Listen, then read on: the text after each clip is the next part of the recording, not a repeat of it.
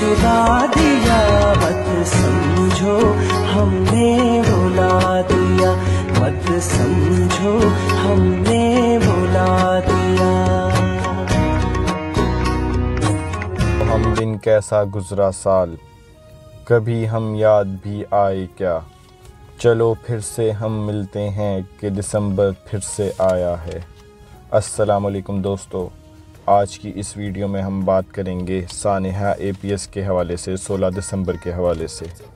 जब जवानों के कंधों पर बूढ़ों के जनाजे हों तो ये पुरअमन ज़माना है, मगर जब फूलों के जनाजे जो कि खिलने से पहले ही मुरझा गए हों उनका जनाजा बूढ़े उठाएं तो वो क़यामत का समा होता है। 16 दिसंबर 2014 को जब कुछ बच्चे हंसते खेलते अपने स्कूल पहुँचे, उनमें से किसी को PT का इंतज़ार था तो किसी को अपने दोस्त को अपनी न्यू ज्योमेट्री दिखाने का, किसी को क्लास में टेस्ट की जल्दी थी तो किसी को गेम पीरियड का इंतज़ार था। मगर सबसे ज़्यादा खुशी इस बात की थी कि आज स्कूल में कुछ डॉक्टर्स आ रहे हैं जो बच्चों को फ़र्स्ट एड की ट्रेनिंग देंगे। एक माँ का बयान आया था कि स्कूल के गेट पर एक उसके बच्चे ने उससे फरमाइश की थी कि आज दोपहर को खाने में उसके लिए चाइनीज़ बनाया जाए। खैर, जब बच्चे स्कूल पहुँचे तो बहुत गहमा गहमी थी। असेंबली के बाद बच्चे अपनी क्लासेस में गए और बड़े बच्चे जो थे वो ऑडिटोरियम में गए जहाँ पर डॉक्टर्स आने थे। 10 बजे ऑडिटोरियम में ट्रेनिंग का आगाज़ होता है और 10:40 पर स्कूल की पिछली दीवार से 8 दहशतगर्द स्कूल में दाखिल होते हैं। ये सब बावर्दी थे। ऐसा महसूस होता था कि उनको पता था स्कूल का क्या हिसाब है, क्या मैप है, कौन सी चीज़ कहाँ पर है, क्योंकि ये सीधा ऑडिटोरियम आए। ऑडिटोरियम के 4 दरवाज़े थे, उनमें से 3 हर दरवाज़े के पास खड़े हो जाते हैं। ये तमाम दहशतगर्द असले से लेस थे। एक दहशतगर्द मेन दरवाज़े की जो कि चौथा दरवाज़ा था उसकी एंट्रेंस पर खड़ा हो जाता है। जो बाकी 3 दरवाज़ों पर थे वो फायरिंग स्टार्ट करते हैं। बच्चे डर कर मेन दरवाज़े से बाहर भागते हैं, मगर वहाँ जो खड़ा जालिम था उसने उन बच्चों को निशाना मारकर शहीद कर दिया। उस दिन जुल्म और बर्बरियत का ऐसा बाब रकम हुआ जिसकी मिसाल दुनिया में नहीं मिलती। उस दिन ऑडिटोरियम में पता नहीं कितने मुस्तकबिल के पायलट, कितने मुस्तकबिल के डॉक्टर्स और साइंसदान और इंजीनियर्स शहीद हो गए। जालिम एक एक बच्चे को उठाते और उनके सरों में गोली मारते। वहाँ पर उनकी एक टीचर भी थी जो कि बच्चों को गाइड कर रही थी। ये दहशतगर्द गन पॉइंट पर सब बच्चों को कहते हैं कि टीचर की तरफ देखो, और वो उस टीचर को ज़िंदा जला देते हैं। उस ऑडिटोरियम में बच्चों की किताबें, क्लासेस, बैग और फर्श सब खून से लाल हो गया। उस वक्त ऑडिटोरियम में 14 साल से 20 साल की उम्र के स्टूडेंट्स मौजूद थे। जब यहाँ से भी दिल नहीं भरा तो फिर उनका रुख दूसरी क्लासेस की जानिब हुआ। उनको जो भी बच्चा जहाँ भी नज़र आता उसको गोली मार देते, उसमें चाहे कोई भी हो, किसी भी उम्र का बच्चा हो। खौला एक 4 साल की बच्ची जो कि अपने बाप के साथ एडमिशन लेने के लिए आई थी, जिसकी उम्र उस वक्त सिर्फ 4 साल की थी, वो APS की सबसे नन्ही शहीद थी। जालिमों ने उसको भी गोली मार दी। वो समझ ही नहीं सकी कि उसका कसूर क्या था। इस बारूद की और गोलियों की बौछार ने देखते ही देखते इतने बच्चे शहीद कर दिए। मैथ्स के एक टीचर जो बच्चों के फेवरेट टीचर थे और मैथ में PhD ही कर रहे थे, उनको भी शहीद कर दिया गया। ताहिरा जो उस स्कूल की प्रिंसिपल थी, उनको जब पता चला कि ये सब हो रहा है, उनके पास मौका था वो अपनी जान बचाने के लिए भाग जाएं। उनको फ़ोन भी आ रहे थे कि निकलें वहाँ से, मगर उन्होंने कहा वो नहीं जाएंगी। ये बच्चे मेरी ज़िम्मेदारी हैं, मैं इनको छोड़कर नहीं जा सकती। उनको भी गोली मार दी गई और वो भी शहीद हो गई। जो कि एक तालिब इल्म था, वो इस साने में बच गया। उसने बताया कि इसको मुर्दा समझकर उधर ही रख दिया गया था, मगर वो असल में ज़िंदा था। हुआ कुछ यूँ था कि 16 दिसंबर को डॉक्टर्स ने वलीद को भी मुर्दा समझकर मुर्दों में रख दिया था। वलीद ने बोलने की कोशिश की मगर उसमें सकत नहीं थी। उसने हिलने की कोशिश की मगर तब भी उससे हिला नहीं गया। جب ڈاکٹرز اس کے پاس سے چل گئے تو اس کے پاس نرس کو متوجہ کرنے کا واحد راستہ تھا کہ وہ لمبی لمبی زور سے سانسیں لے۔ جب اس نے گہری سانس لی تو اس کے منہ میں جمع ہوا خون بلبلوں کی صورت میں نکل آیا، جس پر نرس نے ڈاکٹرز کو بتایا کہ یہ بچہ زندہ ہے۔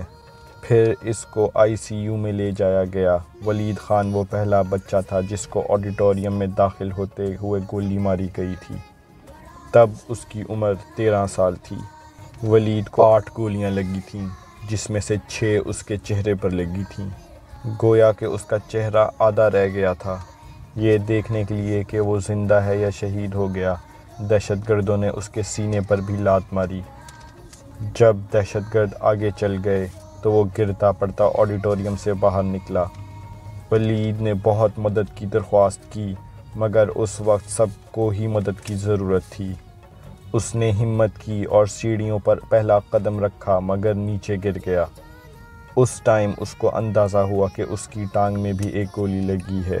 خیر، وہ خود کو گھسیٹ کر 7th کلاس تک لے گیا اور وہاں جا کر ڈھیر ہو گیا۔ وہ تھک گیا تھا، مگر اس کو ڈر تھا کہ اگر اس نے اپنی آنکھیں بند کر لیں تو ریسکیو والے اس کو مردہ سمجھ کر چھوڑ نہ جائیں۔ اس نے بہت ہمت کر کے اپنی آنکھیں کھلی رکھیں۔ 10 منٹ کے بعد ریسکیو والے آئے اور اس کو CMH لے گئے۔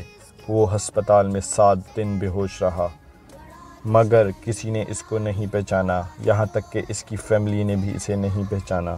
وجہ یہ تھی کہ اس کا چہرہ پٹیوں سے ڈھکا ہوا تھا۔ 1 ہفتے کے بعد جب اس کو ہوش آیا تو ڈاکٹرز نے پوچھا کہ تم ولید ہو؟ تو اس کا جواب اس نے سر ہلا کر دیا۔ مگر یہ ولید اب سانس بھی لیتا ہے، بولتا بھی ہے اور آدھے چہرے والا ولید مسکراتا بھی ہے۔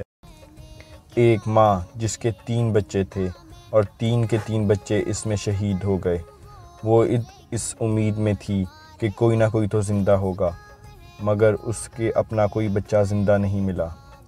سننے میں آیا تھا کہ وہ ماں سب کو تسلیاں دے رہی تھی کہ آپ فکر نہ کریں، آپ کے بچے ٹھیک ہوں گے، مگر جن کو وہ تسلیاں دے رہی تھی ان سب کے بچے محفوظ رہے، مگر اس ماں کے 3 بچے شہید ہو گئے۔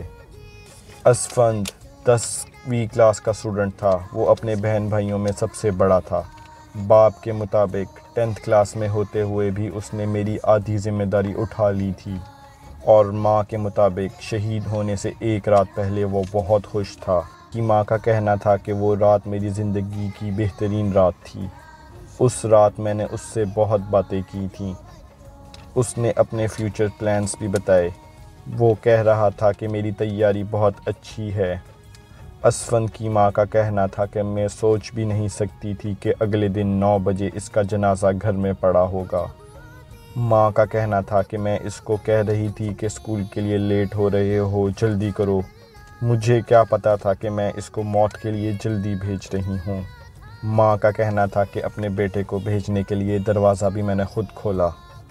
ماں کا کہنا تھا کہ بہت اذیت دے کر ان بچوں کو مارا گیا، ان کے سامنے دوسروں کو گولیاں لگ رہی تھیں اور وہ اپنی جان بچانے کے لیے یہاں وہاں بھاگ رہے تھے۔ کیا گزری ہوگی ان بچوں پہ۔ نور اللہ اور سیف اللہ 2 بھائی تھے، یہ دونوں بھی اس سانے میں شہید ہو گئے۔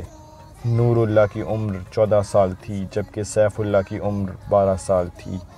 ماں کے مطابق سیف اللہ کھانے پینے کا شوقین تھا۔ ان کی ماں کا کہنا تھا کہ سیف اللہ کے ساتھ اور نور اللہ کے ساتھ ان کے سب دوست بھی شہید ہو گئے۔ ماں کے مطابق آخری دن ان کو بہت جلدی تھی جانے کی، ان کو یہ تھا کہ کیا پتہ تھا کہ یہ آخری جلدی تھی۔ اس ماں کے 3 بچے APS میں پڑھتے تھے، ان کو ٹی وی سے پتہ چلا کہ APS پر اٹیک ہوا ہے۔ ایک بچہ باپ کے پاس آ چکا ہوا تھا اور 2 بچوں کا انتظار تھا۔ ماں کے مطابق جب وہ CMH پہنچی تو ان کو اپنے دونوں شہیدوں کی لاشیں وہاں ملیں۔ ماں کے مطابق مجھے ایک سپاہی نے فون دیا کہ پتہ نہیں کس کا فون ہے یہ۔ وہ ماں فوراً وہ فون پہچان گئی کہ یہ میرے لخت جگر کا فون ہے۔